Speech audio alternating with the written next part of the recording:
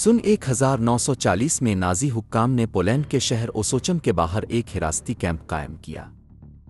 इस जगह को आउशुटस के नाम से जाना जाता है, जो बतदरीज एक ऐसा कम्प्लेक्स बन गया जिसमें कैद, जबरी मेहनत और सफाया के काम यकजा थे। इसकी कारकर्दगी के दौरान नाज़ी हुकूमत के ज़ेर कब्ज़ा मुख्तलिफ ममालिक से 1 मिलियन से ज़्यादा अफराद को यहाँ भेजा गया। उनमें से ज़्यादातर जिंदा नहीं बच सके। ट्रेनों का सिलसिला मुसलसल चलता रहा और जब कैदी उतरते तो उन्हें फ़ौरन ऐसे अमल से गुजारा जाता जो उनकी फौरी तकदीर का फैसला करता था। कैंप में बाराक्स, गैस के कमरों, कर्मिटरिया और इंडस्ट्रियल इलाके शामिल थे जो बाज़ कंपनियों से मुंसलिक थे। कैंप इंतज़ामिया ने कैदियों की मेहनत से इस्तेहसाल करने, जिन्हें नाअहल समझा जाता था, उन्हें ख़त्म करने और उनकी मलकियत पर कब्ज़ा करने के लिए मुनज़्ज़म तरीक़े अपनाए। महफूज शदा रिकॉर्ड्स, बच जाने वालों के बयानात और मादी शवाहिद ने आउशुटस के अंदरूनी निज़ाम को दोबारा तामीर करने में मदद दी है। इस जगह पर किए गए सबसे जुल्म आमेज़ जराइम कैसे अंजाम पाए और उनके नफाज के कौन से तरीक़े मुमकिन बनाए गए।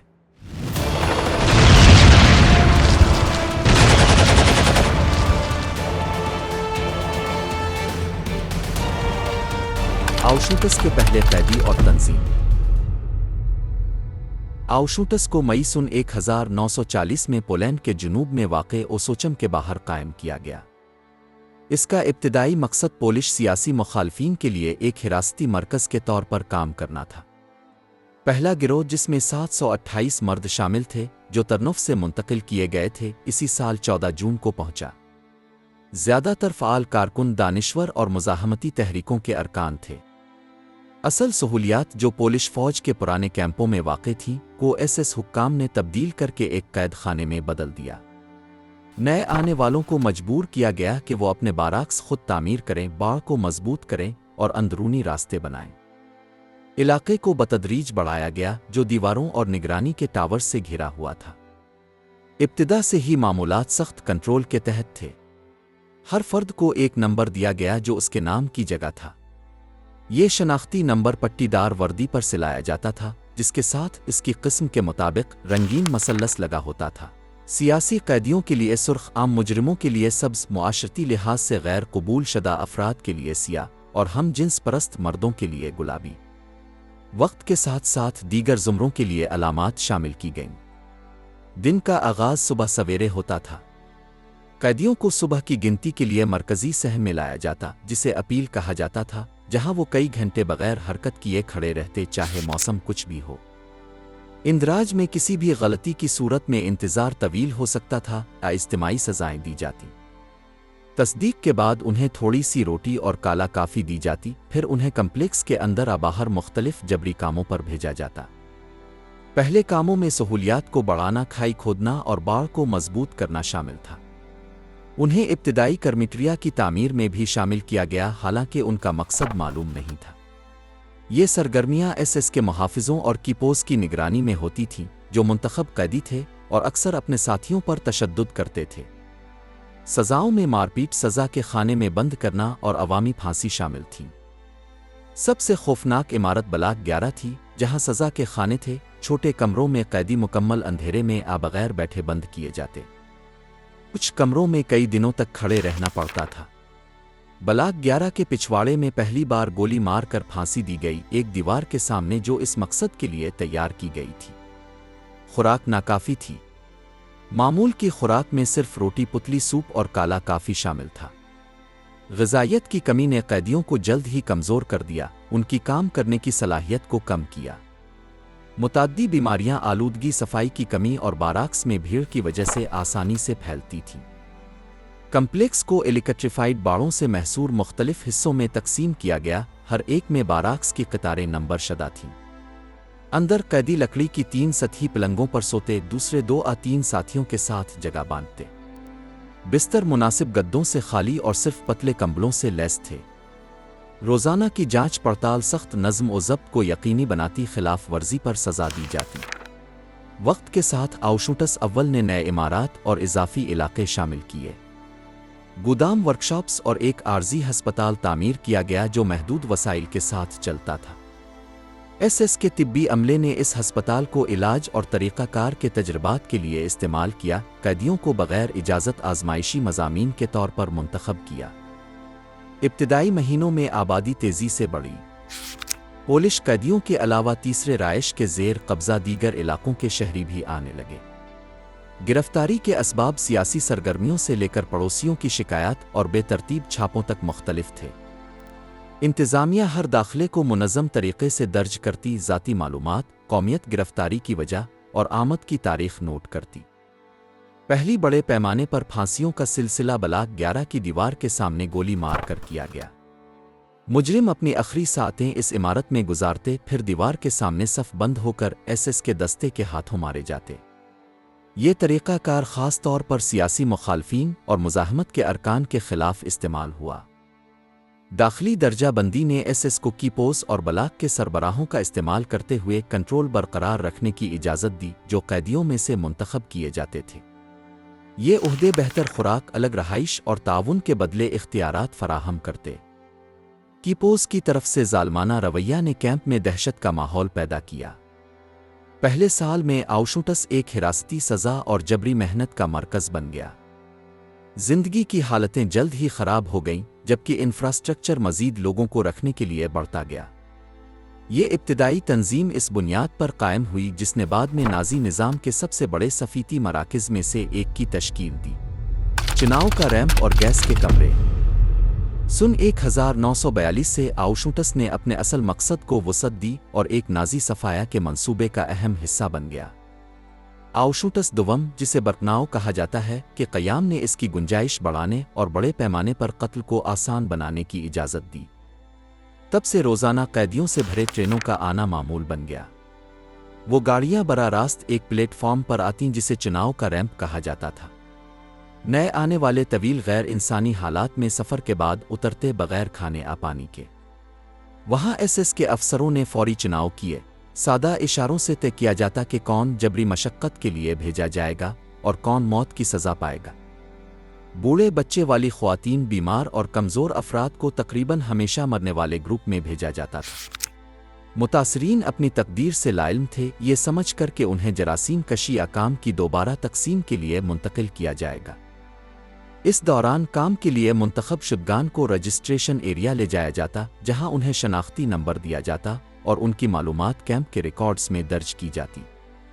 صفایا کے لیے بھیجنے والوں کو ٹرکوں میں پیدل گیس کے کمروں کی طرف لے جایا جاتا جو ریمپ سے دور تھے۔ یہ جگہیں شاورز کی نقل کرنے کے لیے بنائی گئی تھیں۔ متاثرین کو ننگا ہونے اور قطاروں میں کھڑا ہونے کا حکم دیا جاتا، حتیٰ کہ انہیں اپنے سامان کی واپسی کے لیے جراثیم کشی کے بعد ہدایات کے ساتھ ٹوکن دیے جاتے۔ کمرہ بھر جانے پر دروازے مکمل طور پر بند کر دیے جاتے۔ مہلک ایجنٹ زاکلون بھی استعمال کیا جاتا، جو ہوا سے رابطے پر ہائیڈروجن سینا گیس خارج کرتا ہے۔ کارکنان ایس ایس کی نگرانی میں چھت میں بنے سوراخوں سے گولیاں داخل کرتے۔ موت 10 سے 20 منٹ کے اندر واقع ہوتی، حالات اور افراد کی تعداد کے مطابق۔ کام مکمل ہونے پر قیدیوں کی ٹیموں کو سونڈر کمانڈو کہا جاتا تھا، جو لاشیں ہٹانے کے لیے داخل ہوتے۔ ان کا کام سونے کے دانت نکالنا، بال کاٹنا اور سامان کی درجہ بندی کرنا شامل تھا۔ لاشوں کو کرمیٹریا لے جایا جاتا، جہاں انہیں جلا دیا جاتا۔ راکھ کو عام قبروں، دریاؤں میں ڈال دیا جاتا، ابھرائی کے طور پر استعمال کیا جاتا۔ یہ نظام آؤشوٹس کو بے مثال صفایا کی صلاحیت حاصل کرنے کی اجازت دیتا تھا۔ زیادہ مصروف ادوار میں روزانہ 6000 افراد تک مارے جا سکتے تھے۔ کارکردگی بڑھانے کے لیے سہولیات کو مسلسل وسعت اور ایڈجسٹ کیا گیا۔ تمام کارروائی ایس ایس کے اعلیٰ حکام کی براہ راست برلن سے ملنے والی ہدایات کے تحت چلائی جاتی، جبکہ ٹرانسپورٹس، چناؤ اور مقتولین کے اعداد و شمار کی مفصل رجسٹری کی جاتی۔ یہ رپورٹس مرکزی دفاتر کو باقاعدگی سے بھیجی جاتی تھیں، جو نسل کشی کے لیے بیوروکریسی اور لاجسٹکس کے امتزاج کو ظاہر کرتی ہے۔ بچ جانے والوں کی گواہیوں میں کہا گیا کہ کرمیٹریا سے اٹھنے والا دھواں کیمپ کے کسی بھی کونے سے دیکھا جا سکتا تھا، جبکہ جلانے کی بو ماحول میں بسی ہوتی۔ اس کے باوجود قیدیوں کو اپنے کام جاری رکھنے پڑتے، اس خوفناک موجودگی کے تحت۔ جب کرمیٹریا تمام لاشیں سنبھال نہیں سکتے تھے، تو متبادل طریقے اختیار کیے گئے: موبائل گیس کے کمرے اور خود متاثرین کے کھودے گئے خندقوں میں اجتماعی فائرنگ۔ یہ طریقے صفایا کی رفتار بڑھانے کے لیے استعمال ہوتے۔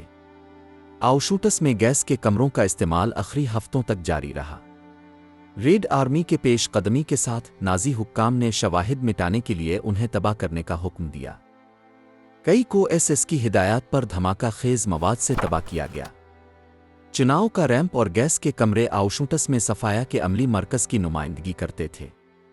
ان کی موجودگی نے کیمپ کو نازی حکومت کی حتمی حل کہلانے والی منصوبہ بندی کے مرکزی مراکز میں سے ایک کے طور پر کام کرنے کی اجازت دی، جہاں دشمن سمجھے جانے والے گروہوں کو نظام کے تحت منظم طور پر ختم کیا جاتا تھا۔ جوزف مینگلے اور طبی تجربات۔ سن 1943 سے آؤشوٹس نازی حکومت کے طبی تجربات کے اہم مراکز میں سے ایک بن گیا۔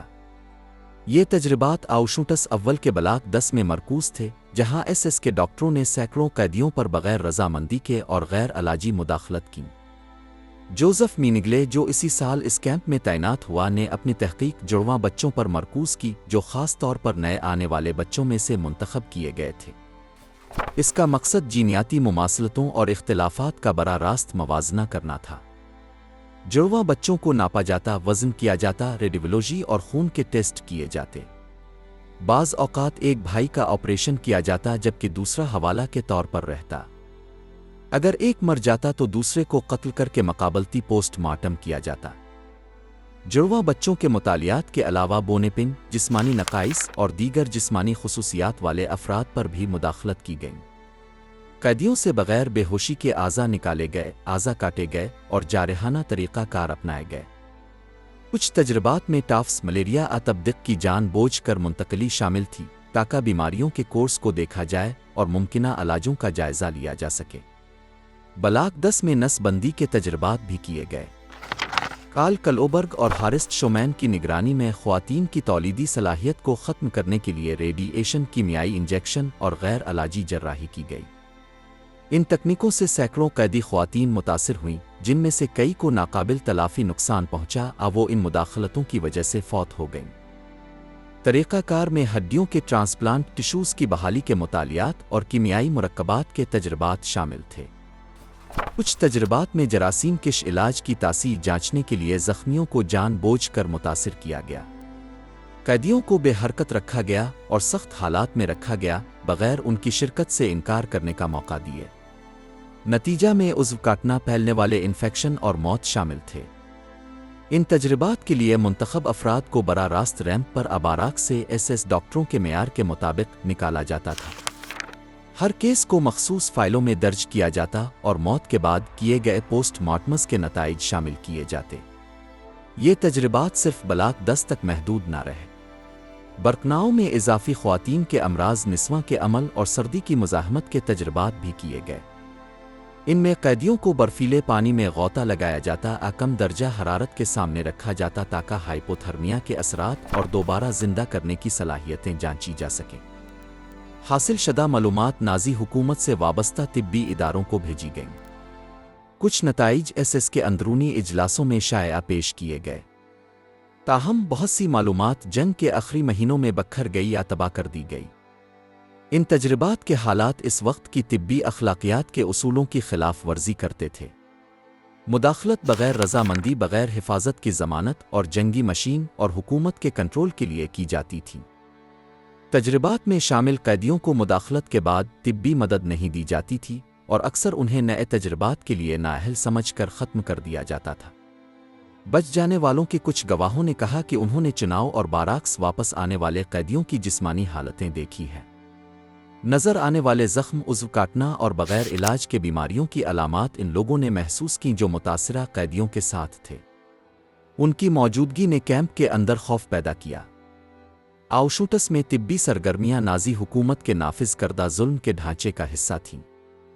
جرمن یونیورسٹیوں سے فارغ التحصیل پیشہ ور افراد کی شرکت اور طبی معاونین کی تعاون نے اس بات کا ثبوت دیا کہ سائنسی شعبے بھی نسل کشی کی حکمت عملیوں میں شامل تھے۔ ان تجربات کے لیے استعمال ہونے والے انفراسٹرکچر کو کیمپ کے آخری مہینوں میں آہستہ آہستہ ختم کیا گیا، دیگر سہولیات کے ساتھ۔ جبری محنت، موت تک استحصال۔ ابتدائی مہینوں سے آؤشوٹس نے جبری محنت کو اپنے آپریشنل ڈھانچے کا مرکزی ستون بنایا۔ یہ عمل نہ صرف نازی حکومت کی اقتصادی ضروریات کا جواب تھا بلکہ ایک منصوبہ بند صفایا کا طریقہ بھی تھا۔ قیدیوں کو جسمانی طور پر تھکا دینے والے کام کرنے پر مجبور کیا جاتا، ایسے حالات میں جہاں ان کی صحت آہستہ آہستہ خراب ہوتی اور آخرکار موت واقع ہو جاتی۔ دن کا آغاز طلوع آفتاب سے پہلے ہوتا اور 12 گھنٹوں سے زیادہ جاری رہتا۔ ہر صبح قیدیوں کو مرکزی صحن میں جمع کیا جاتا تاکہ لازمی گنتی کی جا سکے اور انہیں محنتی گروپوں میں تقسیم کیا جاتا۔ محافظوں کی نگرانی میں انہیں کیمپ کے اندر یا باہر کام کے مقامات پر لے جایا جاتا، جن میں سے کئی کلومیٹر دور ہوتے جنہیں پیدل طے کرنا پڑتا۔ مقررہ کاموں میں کھائی کھودنا، سڑکیں بنانا، بھاری سامان لے جانا، کانوں سے پتھر نکالنا اور سہولیات کی توسیع شامل تھیں۔ انہیں کرمٹریا کی تعمیر میں بھی شامل کیا گیا، حالانکہ اصل مقصد سے وہ لائل تھے۔ آلات کم تھے اور حفاظتی سازو سامان دستیاب نہیں تھا۔ روزانہ کی خوراک جسمانی محنت کے لیے ناکافی تھی۔ خوراک میں صرف روٹی، پتلی سوپ اور کالا کافی شامل تھا، جو وزن میں مسلسل کمی کا باعث بنتی۔ غذائی قلت اور شدید محنت کے سبب قیدی بے ہوش ہو جاتے، زخمی ہوتے اور گر پڑتے۔ جو لوگ کام جاری رکھنے کے قابل نہ ہوتے انہیں سزا دی جاتی، قتل کیا جاتا، صفایا کے لیے بھیج دیا جاتا۔ نگرانی ایس کے محافظوں اور کیپوز کے ہاتھ میں تھی، جو تشدد کے ذریعے نظم قائم رکھتے۔ سزاؤں میں مار پیٹ، کوڑے مارنا اور عوامی ذلت شامل تھی۔ اگر پیداوار کے اہداف پورے نہ ہوتے تو پورے گروپ کو اجتماعی سزا دی جاتی۔ آؤشوٹس میں آئی جی فاربن کے صنعتی علاقے تھے، جو بویا کیمیکل پلانٹ کے لیے ذمہ دار تھا، جہاں مصنوعی ربر اور ایندھن تیار کیے جاتے تھے۔ قیدی وہاں زہریلے مادوں کے سامنا کرتے اور شدید دباؤ میں کام کرتے، کئی مہینوں میں ہلاک ہو جاتے۔ علاوہ ازیں وہ ہتھیاروں کی فیکٹریوں، میٹل ورکشاپس اور ضبط شدہ سامان کی درجہ بندی والے گوداموں کو کینیڈا میں کام کرتے، جہاں نسبتاً ہلکے کام کی فہرست میں انتظار کرنے والوں کی لمبی قطاریں تھیں۔ کام کے مقامات تک پہنچنے کے لیے سخت نگرانی ہوتی، باڑوں اور کنٹرول پوائنٹ سے گزرنا پڑتا۔ راستے میں گرنے والے کو فوراً مار دیا جاتا۔ قطاریں منظم رکھی جاتی اور کسی کے پیچھے ہٹنے پر سخت رد عمل ہوتا۔ کان کنی کے کام خاص طور پر تھکا دینے والے تھے۔ قیدیوں کو بھاری پتھر اوپر چڑھانا پڑتے، جس سے ان کی توانائی ختم ہو جاتی۔ گرنے والوں کو مارا دھکا دیا جاتا تاکہ وہ رفتار برقرار رکھیں۔ جبری محنت بالواسطہ صفایا کا نظام تھی۔ شدید جسمانی محنت، بھوک، طبی سہولتوں کی کمی اور تشدد نے زندگی کی اوسط مدت کو نمایاں طور پر کم کر دیا۔ جو لوگ ابتدائی کاموں میں زندہ بچ جاتے انہیں آخر کار گیس کے کمروں فوری پھانسی کے لیے بھیج دیا جاتا۔ یہ نظام نازی حکومت کے اقتصادی مفادات اور صفایا کے مقاصد کے درمیان تعلق ظاہر کرتا تھا۔ اشتراک کار کمپنیاں غلام مزدوروں کے استعمال سے فائدہ اٹھاتی رہیں، جبکہ کیمپ کے حکام جسمانی کمزوری کو براہ راست قتل کے بغیر ختم کرنے کے لیے استعمال کرتے۔ انتظامیہ کام کی تفویضات قیدیوں کی موت اور پیداوار کے ہدف کو احتیاط سے ریکارڈ کرتی، جو گروپوں کی کارکردگی کا جائزہ لینے اور ان کی بقا کا تعین کرنے میں مدد دیتی۔ ہر کام کے لیے قیدی کی عمر، جسمانی طاقت اور صلاحیت کو مد نظر رکھتے ہوئے انتخاب کیا جاتا، اگرچہ حالات جلد ہی ان کی ابتدائی صلاحیت کو نقصان پہنچاتے۔ آخری مہینوں میں جبری محنت جاری رہی، حتیٰ کہ خالی کرنے کے وقت تک۔ قیدیوں کو دستاویزات تباہ کرنے، سہولیات منہدم کرنے اور سرگرمیوں کے آثار مٹانے پر مجبور کیا گیا۔ جو احکامات پورے نہ کر سکے انہیں خالی کرنے کی مارچ سے پہلے مار دیا گیا۔ جنسی تشدد اور جبری نسبندی، کلوبرگ اور شومن۔ آؤشوٹس کے ابتدائی دور سے ہی قیدی خواتین کے خلاف جنسی تشدد کے واقعات شامل تھے۔ اگرچہ ایس کے قواعد و ضوابط میں زیادتیوں پر پابندی تھی، لیکن حملے اکثر ہوتے رہے اور کئی معاملات میں گارڈز کی ملی بھگت براہ راست شرکت ہوتی تھی۔ منتخب خواتین کو باراک سے نکال کر الگ جگہوں پر لے جایا جاتا، جہاں انہیں زیادتیوں کا نشانہ بنایا جاتا۔ ایک باقاعدہ طریقہ کار کیمپ کے اندر بدکاری گھروں کی تشکیل تھی۔ سن 1943 میں خصوصی ملاقات والے بیلاکس قائم کیے گئے، جہاں منتخب خواتین کو قیدیوں کے ساتھ جنسی تعلقات قائم کرنے پر مجبور کیا جاتا، جو انتظامیہ کی طرف سے منتخب کیے جاتے تھے۔ یہ بدکاری گھر ان قیدیوں کے لیے انعامی نظام کی طرح کام کرتے تھے جو اپنے کام میں کارآمد کیمپ کی ساخت میں معاون سمجھے جاتے تھے۔ ان خواتین کا انتخاب نوجوان اور صحت مند قیدیوں میں سے کیا جاتا تھا۔ انتخاب جسمانی معائنہ اور لازمی انٹرویوز کے ذریعے ہوتا۔ منتخب ہونے کے بعد انہیں محدود جگہوں پر رکھا جاتا جہاں مستقل نگرانی ہوتی۔ شرکت سے انکار کرنے پر سزا خطرناک جبری محنت اب پھانسی کی فہرست میں شامل کیے جانے کا خطرہ ہوتا۔ منظم بدکاری گھروں کے علاوہ اس کے افراد کی طرف سے انفرادی جنسی حملے بھی ہوتے تھے۔ یہ واقعات سرکاری طور پر درج نہیں کیے گئے، لیکن بچ جانے والوں کی گواہیوں اور جنگ کے بعد کی رپورٹس میں ان کا ذکر موجود ہے۔ کچھ قیدی خواتین حاملہ ہو گئیں جو انہی زیادتیوں کا نتیجہ تھیں۔ حاملہ خواتین کو اکثر فوری طور پر گیس کے کمروں میں بھیج دیا جاتا، ناگوار حالات میں جبری اسقاط حمل کرایا جاتا۔ آؤشوٹس میں نس بندی کے طبی عمل بھی ہوئے۔ یہ تجربات اس کے ڈاکٹروں بشمول کارل کلوبرگ اور ہورسٹ شومن کی نگرانی میں کیے گئے۔ استعمال ہونے والی تکنیکوں میں رحم میں کیمیائی مادے کا انجیکشن، تولیدی اعضاء کو اعظم ریڈی ایشن کے سامنے رکھنا اور غیر علاجی جراحی شامل تھیں جو اندرونی ٹشوز کو ناقابل تلافی نقصان پہنچاتی تھیں۔ ان مداخلتوں کا شکار قیدی خواتین کو مناسب بے ہوشی آباد اعضاء نگہداشت نہیں دی گئی۔ کئی شدید انفیکشن، خون بہنا اور دائمی درد کا شکار ہوئیں۔ ایک نمایاں تعداد موت کے منہ میں چلی گئی۔ جو قیدی مزید تجربات کے قابل نہ سمجھی گئیں انہیں ختم کر دیا گیا۔ کیمپ کے طبی ریکارڈز میں کیے گئے تجربات، حاصل شدہ نتائج اور مریضوں کی رد عمل کی تفصیلات درج تھیں۔ ان معلومات کا ایک حصہ جرمنی میں طبی اداروں کو بھیجا گیا، جہاں مشرقی یورپ کی زیر قبضہ آبادی میں بڑے پیمانے پر نس بندی کے امکانات کا جائزہ لیا جاتا تھا۔ آؤشوٹس میں جنسی تشدد ظلم کے وسیع تر نظام کا حصہ تھا، جس میں قیدی خواتین کو استحصال کی اشیاء بنا دیا گیا۔ طبی عملے، کیمپ حکام اور انتظامی ڈھانچوں کی شرکت نے نازی نظام کے مختلف شعبوں کے درمیان ہم آہنگی کو ظاہر کیا۔ ان حملوں کے جسمانی اور نفسیاتی اثرات کو کیمپ کے دوران کوئی توجہ تسلیم نہیں ملا۔ بچ جانے والی قیدی خواتین باراکس کے اندر اور باہر بدنامی کا سامنا کرتی رہے، جس نے انہیں اپنی تجربات شیئر کرنے سے روکا۔ جنسی تشدد اور نس بندی پر مبنی گواہیوں کا ایک حصہ کیمپ کی آزادی کے کئی دہائیوں بعد ہی دستاویزی شکل میں سامنے آیا۔ بدکاری گھروں کی انفراسٹرکچر کو آؤشوٹس کے آخری ہفتوں میں دیگر اہم سہولیات کے ساتھ ختم کیا گیا۔ ان سرگرمیوں سے متعلق کچھ سرکاری دستاویزات بھی ثبوت مٹانے کی کوششوں کے دوران تباہ کر دی گئیں۔ بچوں کا صفایا اور تجربات۔ آؤشوٹس نے اپنے ابتدائی سالوں سے ہی ہزاروں بچوں کو قبول کیا۔ ان میں سے کئی اپنے خاندانوں کے ساتھ نازی قابض ممالک سے منظم ٹرانسپورٹیشن کے ذریعے آئے تھے۔ زیادہ تر بچوں کو ریمپ پر براہ راست منتخب کیا جاتا تاکہ انہیں فوری طور پر گیس کے کمروں میں مار دیا جائے، کیونکہ انہیں جبری محنت کے قابل کیمپ کے لیے معاشی فائدہ مند نہیں سمجھا جاتا تھا۔ چھوٹے بچوں کو انتخاب کے دوران ان کی ماؤں سے الگ کر دیا جاتا۔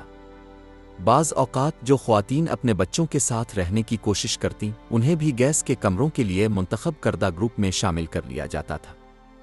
ایس کے افسروں نے قیدی خواتین کو بچوں کو حوالے کرنے کی ہدایت دی، اس بہانے کہ انہیں خصوصی نگہداشت کے علاقوں میں منتقل کیا جائے گا، حالانکہ اصل منزل صفایا تھی۔ کچھ بچوں کو عارضی طور پر زندہ رکھا گیا تاکہ انہیں طبی تجربات میں استعمال کیا جا سکے۔ جڑواں بچے جسمانی معذوری والے اور خاص کیسز کو جوزف مینگلے اور دیگر ایس ڈاکٹروں کی زیر نگرانی تحقیق کے لیے منتخب کیا گیا۔ ان بچوں پر جسمانی ناپ تول، خون کے نمونے لینا، جراحی اور دیگر جارحانہ ٹیسٹ کیے گئے بغیر ان کی رضامندی مناسب بے ہوشی کے۔ ریکارڈز بتاتے ہیں کہ بچوں پر کیے گئے تجربات میں کیمیائی انجیکشن، عضو کاٹنا، سردی کی مزاحمت کے ٹیسٹ اور متعدی بیماریوں کے مطالعے شامل تھے۔ بہت سے منتخب شدہ بچے ان تجربات کے دوران ہلاک ہو گئے یا تجربات کے ختم ہونے پر فوری طور پر قتل کر دیے گئے تاکہ مقابلتی پوسٹ مارٹم کیے جا سکیں۔ ان تحقیقات کے نتائج اندرونی رپورٹس میں درج کیے گئے اور جرمنی کے طبی اداروں کو بھیجے گئے۔ تجربات کے علاوہ کچھ بچوں کو کیمپ میں ہلکے کاموں کے لیے بھی استعمال کیا گیا، جیسے ضبط شدہ سامان کی درجہ بندی، جسے کینیڈا کہا جاتا تھا، اندرونی پیغامات کی ترسیل اور مخصوص علاقوں کی صفائی۔ تاہم غذائیت، صفائی اور طبی سہولتوں کی کمی نے ان بچوں کی بقا کو محدود کر دیا۔ زندہ بچے مخصوص باراکس میں رکھے جاتے جہاں وہ بالغوں اور دوسرے بچوں کے ساتھ رہتے۔ سردی، بھیڑ اور متعدی بیماریوں نے اموات کی شرح کو بہت بڑھا دیا۔ کئی بچے غذائی قلت، نمونیا، ٹافائیڈ بخار اور دیگر بیماریوں کی وجہ سے بغیر علاج کے فوت ہو گئے۔ कैंप ने नौजवानों खुसूसन लड़कों को भी कबूल किया जिन्हें बाज़ औक़ात वर्कशॉप्स अकानों में जबरी मेहनत पर लगाया गया। इन नौजवानों को भी बालिगों की तरह इस्तेहसाल के सख्त हालात में रखा गया बग़ैर उम्र का लिहाज किए। शदीद जिस्मानी काम और एसएस के कीपोस और गार्ड्स के तशद्दुद ने उनकी बका के इम्कानात को बहुत कम कर दिया। कैंप के आखिरी महीनों में कई जिंदा बच्चे गवाहों को ख़त्म करने की कोशिशों के तहत कत्ल कर दिए गए। दीगर को मौत की मार्चों में ले जाया गया जहां सर्दी, भूख और तशद्दुद की वजह से वो जान बहक हो गए। सिर्फ चंद ही बच्चे सन 1945 में आउशुटस की आज़ादी तक जिंदा बच सके। बच्चों में से कुछ जो बच निकले फरार हुए, उन्होंने कैंप में अपने तजर्बात की तफसीलात फराहम कीं।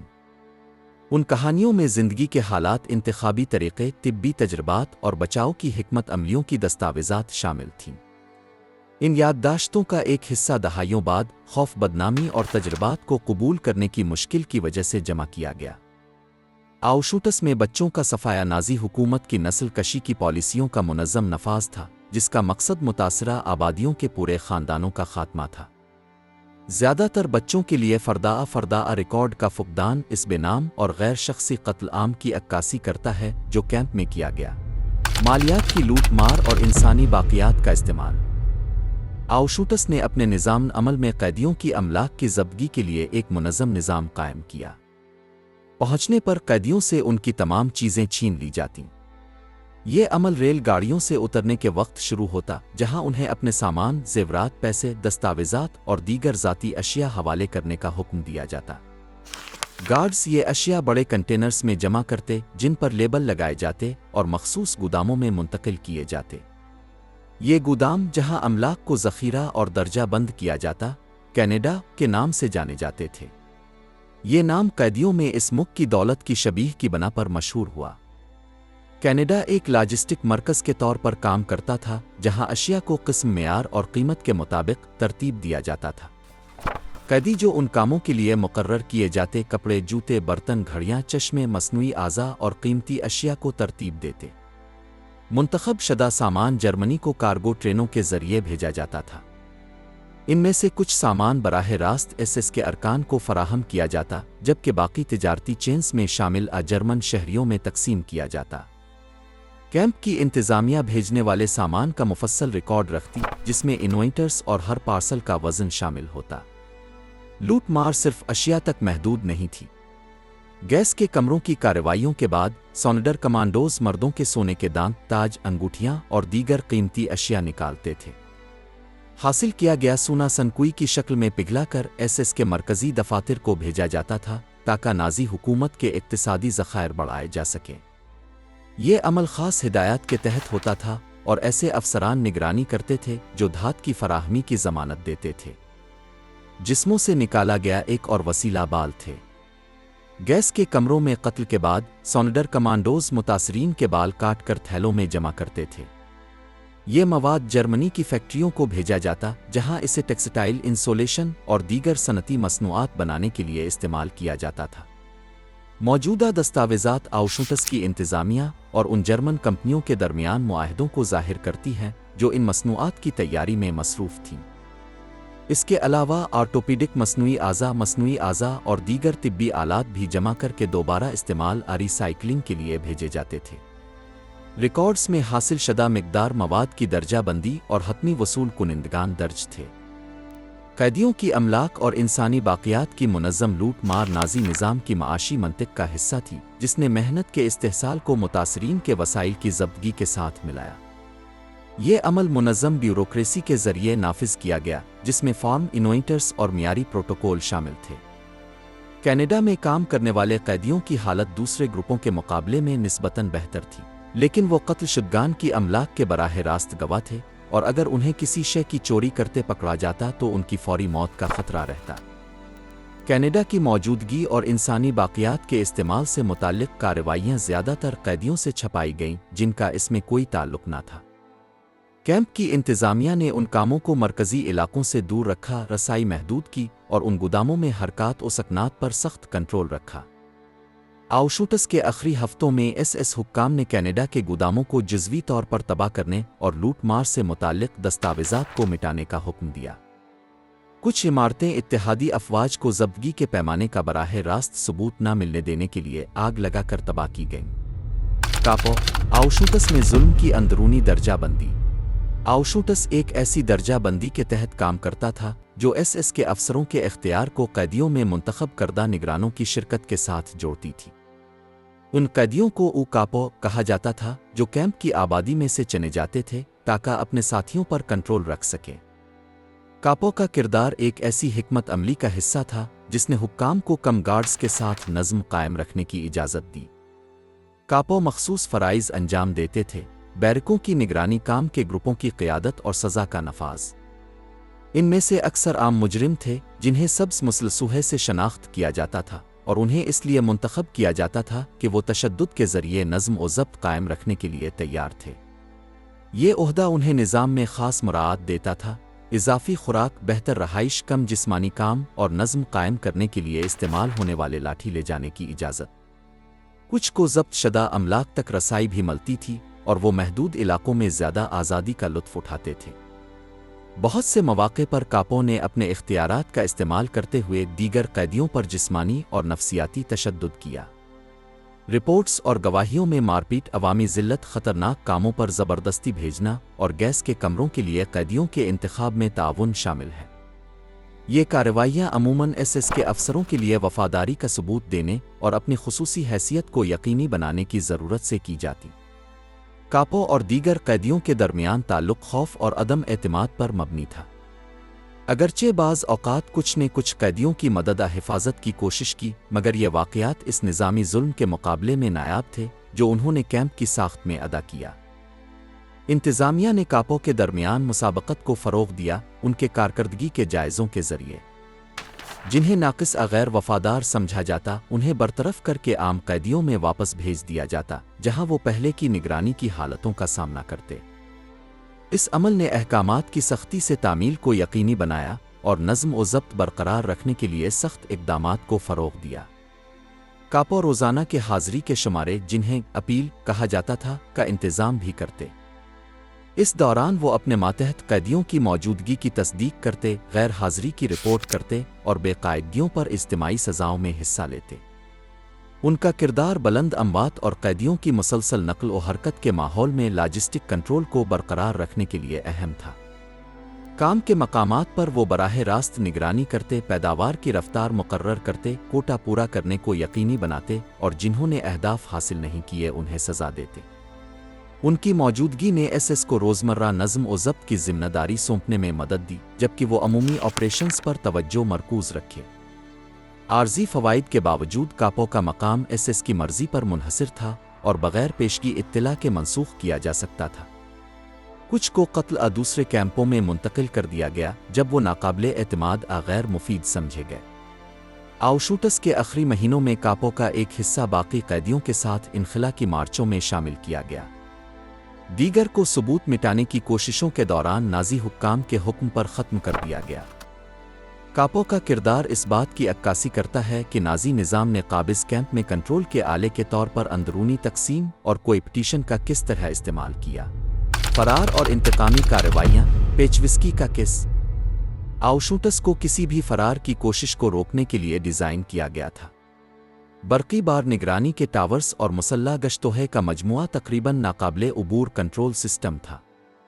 इसके बावजूद कुछ कैदी फ़रार की कोशिश करते, शदीद ख़तरात और सख्त नताइज का सामना करते जो न सिर्फ उनके बल्कि दूसरे कैदियों के लिए भी होते। रिकॉर्ड्स में कैंप के दौरान इनफरादी और गिरोही फ़रार की कई कोशिशों का जिक्र है। हिकमत अमलियों में सप्लाई गाड़ियों में छुपना, अंदरूनी दीवारों में सुराख करना, आर्जी सुरंगें खोदना शामिल था।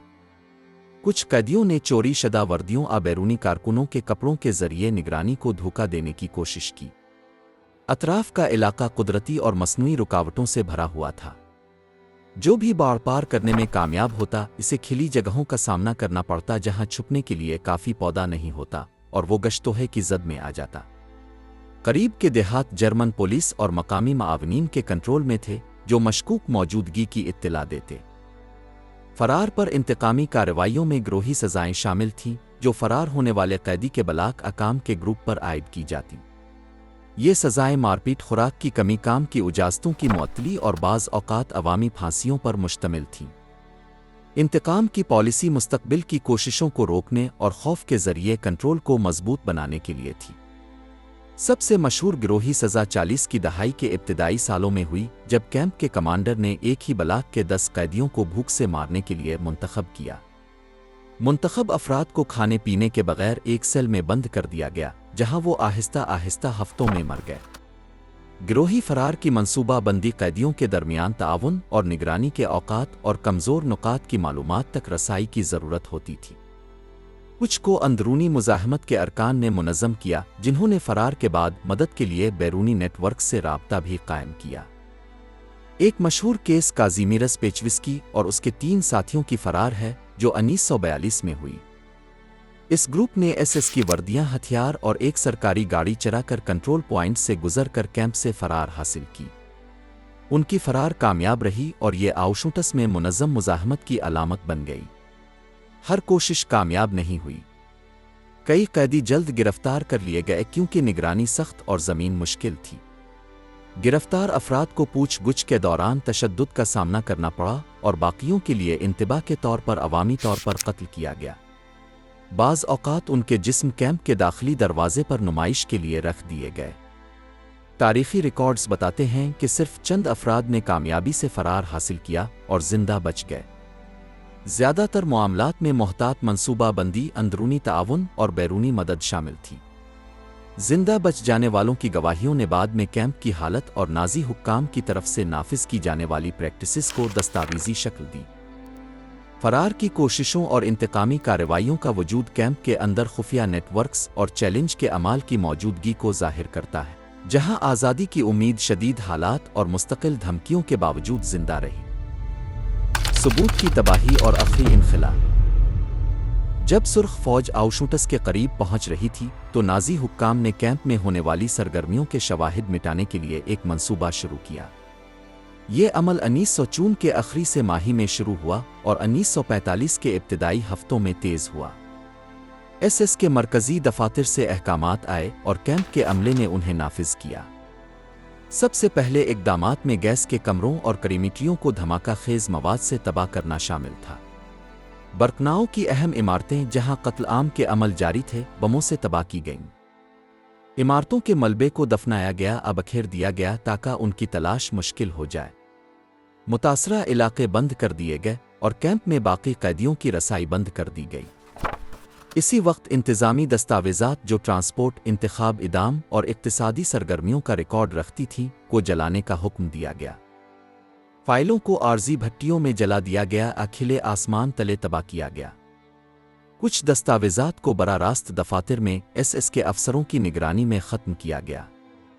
ثبوتوں کی صفائی میں عام قبروں سے لاشوں کو نکالنا اور جلا دینا بھی شامل تھا۔ سونڈر کمانڈوز کی ٹیموں کو لاشیں نکالنے اور کھلے آتش دانوں میں جلا کر خاکستر کرنے پر مجبور کیا گیا۔ بعد میں ان قیدیوں کو بھی قتل کر دیا گیا تاکہ کوئی گواہ نہ بچے۔ یہ تباہ کاری کا عمل کینیڈا کے نام سے معروف گوداموں تک پھیل گیا۔ لوٹی گئی اشیاء کا کچھ حصہ جرمنی کو ٹرینوں کے ذریعے بھیجا گیا، جبکہ باقی کو جلایا دفنایا گیا۔ ان عمارتوں کو بھی انخلا سے پہلے جزوی طور پر آگ لگا کر گرا کر تباہ کیا گیا۔ ایک ہی وقت میں حکام نے کیمپ میں موجود قیدیوں کا زبردستی انخلا منظم کیا۔ جنوری 1945 میں تقریباً 56,000 افراد کو پیدل جرمنی کے دیگر کیمپوں کی طرف روانہ کیا گیا۔ ان مارچوں کو بعد میں مارچ آف دی ڈیتھ کہا گیا، جو انتہائی مشکل حالات میں ہوئے، ناکافی خوراک، طبی سہولیات کی کمی اور مسلح گارڈز کی نگرانی کے تحت۔ راستے میں جو قیدی چل نہ سکے انہیں فوراً قتل کر دیا گیا۔ تھکن، بھوک اور بیماریوں کی وجہ سے ہلاکتوں کی شرح بڑھتی گئی۔ انخلا شدگان میں سے صرف چند ہی اپنی منزلوں تک پہنچ سکے، جن میں ماوتے ہاؤزن، ڈاچاؤ اور بوخن والد شامل تھے۔ انخلا کے بعد آؤشوٹس تقریباً خالی ہو گیا۔ کچھ بیمار کمزور قیدیوں کا ایک چھوٹا گروپ مرکزی کیمپ اور برکناؤ کے کچھ حصوں میں چھوڑ دیا گیا۔ یہ زندہ بچ جانے والے 27 جنوری 1945 کو سوویت فوجیوں نے آزاد کیا۔ اس وقت کیمپ کی سہولیات زیادہ تر تباہ ناقابل استعمال تھیں۔ आउशुटस में की जाने वाली सरगर्मियों के मादी और दस्तावेजी शवाहिद को मिटाने की कार्रवाइयां नाजी निज़ाम के ज़ेर इंतज़ाम दूसरे कैंपों में भी की गईं। अहम आउशुटस में होने वाले बड़े पैमाने पर जराइम की नौयत की वजह से तबाहकारी के बावजूद मादी शवाहिद, जिंदा गवाहों के बयानात और जज़वी रिकॉर्ड्स बाकी रह गए जो वहाँ की प्रैक्टिसेस को दस्तावेजी शक्ल देते हैं। आज़ादी और मुकदमात, रुडवुल्फ हवस और कराकोफा। 27 जनवरी 1945 को सुर्ख फौज की अफवाज ने आउशुटस के कैंप में दाखिला लिया। नाजी अफवाज के इनखला ने कैंप को जज़वी तौर पर तबाह और खाली छोड़ दिया था। आज़ादी के वक्त सोवियत फौजियों को तकरीबन 7,000 कैदी मिले, जिनमें से ज़्यादातर बीमार, कमज़ोर और हरकत करने से कासिर थे। ये कैदी उन ख़ानदानी ज़बरदस्ती इनखला के बाद छोड़े गए थे जो नाजी हुक्काम ने चंद दिन पहले करवाए थे। सोवियत फौजियों ने कैंप की हालत की दस्तावेजी तस्वीर और रिकॉर्ड बनाए, जिनमें बाराक्स, गोदाम और तबाहशुदा इमारतें शामिल थीं। कैंप में बाकी रहने वाले गैस के कमरों और करीमिटियों के मलबे और ऐसे ज़खायर जहां कैदियों की अशिया जमा थीं मिले। आज़ादी के बाद सोवियत हुक्काम ने जिंदा बच जाने वालों के लिए तिब्बी इमदाद और इनखला का इंतज़ाम किया। कुछ को आर्जी अस्पतालों में मुंतकिल किया गया ताकि इलाज कराया जा सके, जबकि दीगर को उनके आबाई ममालिक वापस भेजा गया जब उनकी सेहत में बेहतरी आई। अदाद व शुमार से जाहिर हुआ कि आउशुटस में भेजे गए अफराद में से सिर्फ एक छोटा हिस्सा ही जिंदा बचा था। अगले चंद महीनों में सोवियत और पोलिश मुहक्किकीन ने कैंप की इमारतों की छानबीन की। इन तहकीकात ने दस्तावेज़ात, अशिया और गवाहियों को इकट्ठा किया जो आउशुटस में होने वाली सरगर्मियों की वसअत को जाहिर करती है। ये मवाद नर्नबर्ग मुकदमात में सबूत के तौर पर पेश किया गया जो 1945 में शुरू हुए। आउशुटस में तैनात कई SS अफसरान को नर्नबर्ग मुकदमात के बाद के मुकदमात में मुकदमा चलाया गया। इनमें नुमाया था रुडवुल्फ हवस जो 1943 तक कैंप का कमांडर था। हवस को 1906 में गिरफ्तार किया गया और पोलैंड में मुकदमा चलाया गया। अपने मुकदमे के दौरान इसने कत्ल आम की तंजीम में अपनी मुलव्वसी तस्लीम की। इसे मौत की सज़ा दी गई और 1957 में कैंप के करीब फांसी दी गई।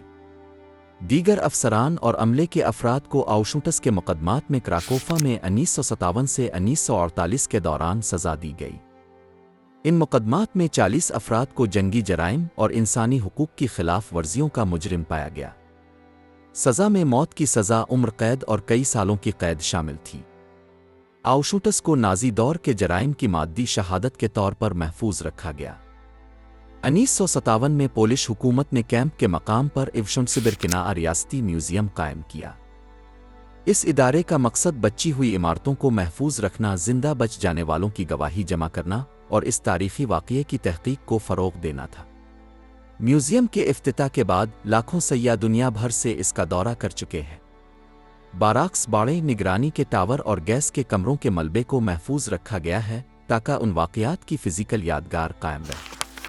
कुछ बाज़याफ्त शुदा अशिया जैसे जूते, सूटकेस, औज़ार और दस्तावेज़ात तारीख़ी तशरीह के लिए नुमाइश में रखी गई है। 1960 में यूनेस्को ने इवशुमसिबिरकिना को आलमी सकाफ़ती वर्सा करार दिया। इस करारदाद ने इस मकाम की तारीख़ी अहमियत को तस्लीम किया जहां दूसरी आलमी जंग के दौरान होने वाले जराइम की यादगार मौजूद है, और इसे आने वाली नस्लों के लिए महफूज रखने की ज़रूरत को उजागर किया। आउशुटस अब भी तारीख़ी तहक़ीक़, फ़ोरेंसिक मुताला और गवाहियों के जमा करने का मरकज़ है। जमा शुदा दस्तावेज़ात ने कैंप के अमली ढांचे, अंदरूनी निज़ाम और मुलव्वस अफराद की ज़ाती ज़िम्मेदारियों की वज़ाहत मुमकिन बनाई है। ये जगह अब भी म्यूज़ियम और यादगारी मकाम के तौर पर खिली है ताकि शवाहिद को महफूज रखा जा सके और तारीख़ी रिकॉर्ड्स तक आसान रसाई मुमकिन हो। आउशुटस महज एक हिरासती और कत्ल आम का कैंप नहीं था। ये एक मंसूबा बंद मशीनरी का मरकज़ था जिसका मकसद इंसानों की ज़िंदगियों को छीनना, इस्तेहसाल करना और ख़त्म करना था, और ये बहुत मुनज़्ज़म तरीक़े से किया गया। 27 जनवरी 1945 को कैंप की आज़ादी ने दुनिया के सामने इन जराइम की वसअत को बेनकाब किया और नाजी दौर के मुनज़्ज़म दहशतगर्दी के सबूत फराहम किए। आज़ादी के बाद ली गई तस्वीर, जिंदा बच जाने वालों की गवाही और बाज़याफ्त शुदा दस्तावेज़ात ने वहाँ पेश आने वाले वाक़यात की दास्तान सुनाई। आउशुटस ने न सिर्फ मुतासरीन के दुखों की नुमाइंदगी की बल्कि इंसान की इस सलाहियत की भी जो वो अकायद की बुनियाद पर जुल्म करने में रखता है। ہر محفوظ شدہ باراکس، ہر دیوار، ہر چیز جو میوزیم میں رکھی گئی ہے، ان لوگوں کی یادگار ہے جنہیں قید، استحصال اور قتل کیا گیا۔ آؤشوٹس ایک انتباہ کے طور پر قائم ہے۔ اس کی تاریخ صرف ماضی کا ریکارڈ نہیں بلکہ حال اور مستقبل کے لیے ایک پیغام ہے۔ کیمپ کے کھنڈرات انتہا پسندی، تعصب اور انسانیت کے انکار کے شدید نتائج کو ظاہر کرتے ہیں۔ اس کی موجودگی نسل در نسل انسانی وقار کی قدر اور حقوق انسانی کے تحفظ کے لیے عزم کی ضرورت پر غور کرنے کی دعوت دیتی ہے۔ جنگ کے بعد تحقیقات، مقدمات اور شواہد کے جمع کرنے نے ذمہ داریوں کا تعین اور کچھ مجرموں کو سزا دلانے میں مدد دی۔ تاہم زخم ایسی نشانات چھوڑ گئے جو عدالتی فیصلوں سے کہیں آگے ہے۔ 1977 میں ایوشنسبرکناہ کو عالمی ثقافتی ورثے کی فہرست میں شامل کرنا اس کی اجتماعیات اور عالمی غور و فکر کے لیے اس کی اہمیت کو دوبارہ واضح کرتا ہے۔ اس کیمپ کے مقام پر قائم میوزیم ہر سال لاکھوں زائرین کو اپنی جانب کھینچتا ہے جو گیس کے کمروں کے ملبے، باراکس، نگرانی کے ٹاورز اور ان گوداموں کا دورہ کرتے ہیں جہاں مقتولین کی اشیاء رکھی جاتی تھیں۔ وہاں ہر قدم ایک یادگار کا حصہ ہے جو نہ صرف واقعات کو یاد رکھنے کی دعوت دیتا ہے بلکہ اس بات کی بھی کہانی سناتا ہے کہ یہ واقعات کیوں پیش آئے۔ آؤشوٹس ایک زندہ شہادت ہے۔ اس کی کہانی سکھاتی ہے، فکر مندانہ کرتی ہے اور خبردار کرتی ہے۔ آؤشوٹس کو یاد رکھنا صرف متاثرین کا احترام نہیں بلکہ انسانیت کے ساتھ اخلاقی ذمہ داری بھی ہے، کیونکہ جب تک یادگار قائم ہے امید باقی ہے کہ ماضی کی غلطیاں دوبارہ نہ ہوں، اور اسی یادگار میں وہ طاقت ہے جو ایک ایسے مستقبل کی تعمیر میں مدد دیتی ہے جہاں دوبارہ کبھی آؤشوٹس نہ ہو۔